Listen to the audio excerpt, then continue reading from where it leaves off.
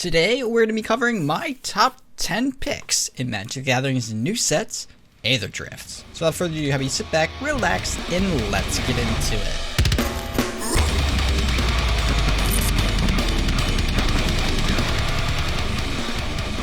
Welcome back, folks, and welcome back to the channel. Thanks for dropping by and your ongoing support. My name is Patrick, host of the EDH Brutality YouTube page, in which I upload the Magic the Gathering content and analysis every Sunday. Before we jump right into today's spoilers, a quick and special thanks to patrons like you for making videos like this possible. Now, it should be mentioned that these are my top 10 picks for the strongest cards in all of Aetherdrift, but of course, opinions are always subjective. So without further ado, let's just get into today's choices. The first of which being a new Lotus, coming in at 6 generic mana. This artifact spell states, tap and sacrifice one or more artifacts. Choose a color, target player adds 3 mana of the chosen color for each artifact sacrificed this way. Which, if playing an artifact themed deck, could be a great finisher for any large X spell if you are ready and prepared to sacrifice your board state. However, what I love most about this card is that it is a repeatable effect. But you know what's better than this? The look that will be on the mill players' faces whenever they see Riverchurn Monuments. Going in at 1 generic and 1 blue mana, this artifact spell reads,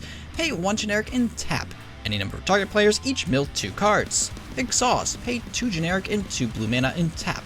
Any number of target players each mill cards equal to the number of cards in their graveyard, which if paired with a Bruvok, turns deadly rather quickly. Do you play goblins? Well, then you're about to love Howlsquad Heavy. Coming in at 2 generic and 1 red mana, this 2/3 creature goblin mercenary reads, start your engines. Other goblins you control have haste. At the beginning of combat on your turn, create a 1/1 red goblin creature token. That token attacks this combat if able.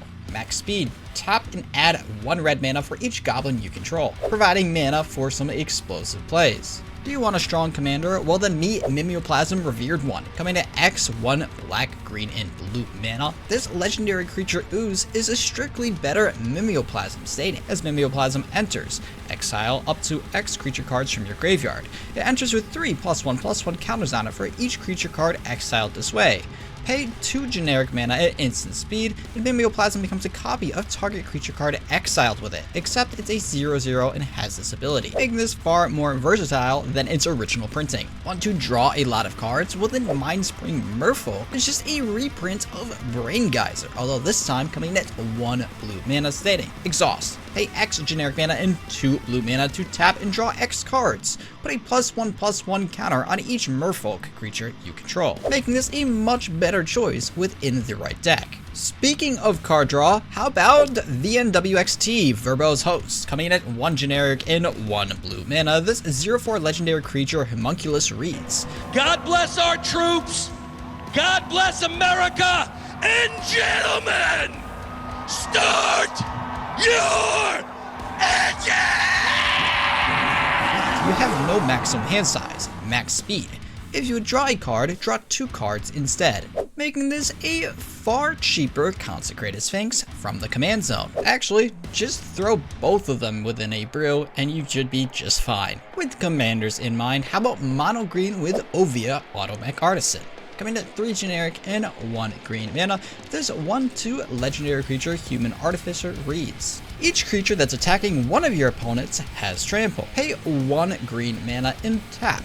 You may put a creature or vehicle card from your hand onto the battlefield. If you put an artifact onto the battlefield this way, put 2 +1/+1 counters on it, making this not only an easy way to get damage through, but also get creatures onto the battlefield if they're high mana cost. Of course, being in the color green, this shouldn't be too worrisome, but it is still a nice accelerant in the early game. If we're gonna accelerate, how about we pump up those creatures with a Veteran Beastrider? Coming at 1 generic, 1 green, and white mana, this 3/4 creature human knight states, at the beginning of your end step, untap each creature you control, which not only makes this a pseudo Seedborn Muse, but also has the pump ability of 2 generic and 1 green and white mana, reading, creatures you control get +1/+1 until end of turn, making this quite the versatile piece for just 3 mana. Next up, we have a new favorite of mine making its way in one of my personal decks, being Unstoppable Plan.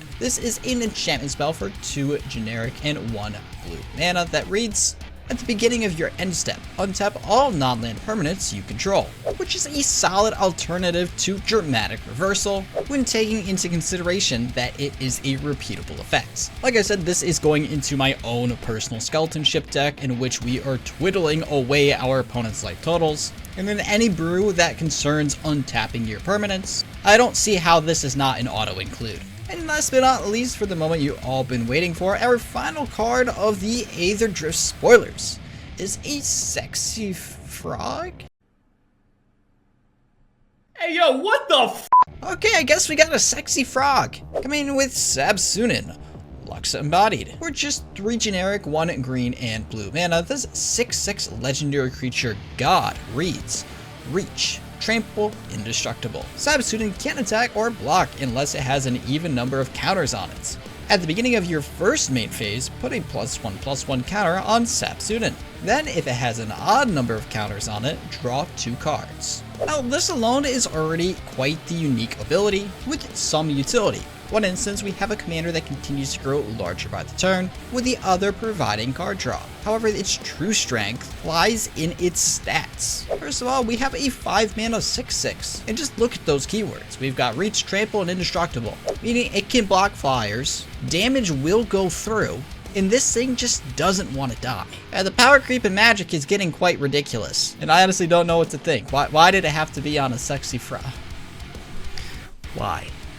Alrighty, that's gonna do it for today's video. As always, I hope you really enjoyed today's spoilers. There's quite a few unique cards within this lot that I'm very excited to test out within my brews. But yeah, that's gonna do it for today's content. So if you want to stay tuned for future videos on the channel, make sure you like, subscribe, and hit the bell down in the bottom right hand corner of the screen. So with that, my name is Patrick, a host of EDH Brutality. I thank you for watching, I hope you enjoyed. And I'll see you in the next video. Peace out, guys.